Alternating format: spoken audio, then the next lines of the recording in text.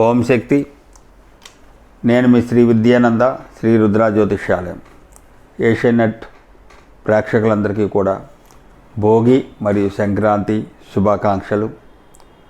ఈ భోగి సంక్రాంతి పండుగలు అందరూ కూడా సంతోషంగా, ప్రశాంతంగా, శుభంగా, లక్ష్మీప్రదంగా జరుపుకొని ఆయురారోగ్య ఐశ్వర్యాలతో అభివృద్ధి చెందాలని కోరుకుంటున్నాను.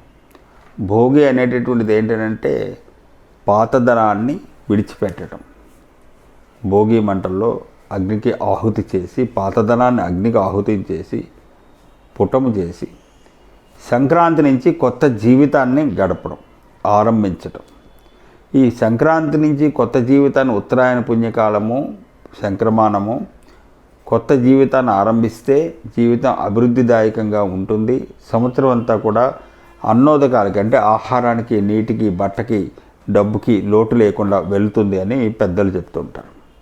కాబట్టి ఈ సంక్రమణం అనేటటువంటిది ఏదో పండగ పెద్దలకు పెట్టాలి, లేకపోతే బట్టలు పెట్టుకోవాలి, బట్టలు వేసుకోవాలి, కనుమనాడు ఏదో తినాలి, ఇది కాదు.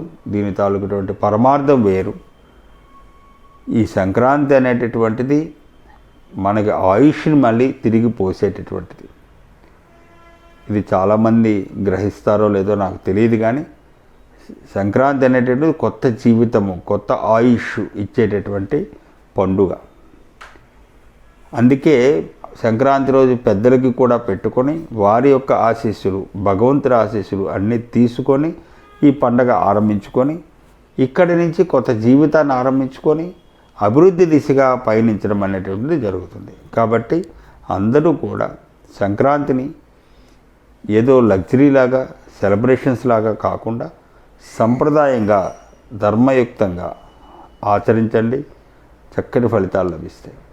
మరొక్కసారి భోగి సంక్రాంతి శుభాకాంక్షలు తెలుపుకుంటూ మీ విద్యానంద శాస్త్రి, రుద్ర జ్యోతిష్యాలయం, విశాఖపట్నం.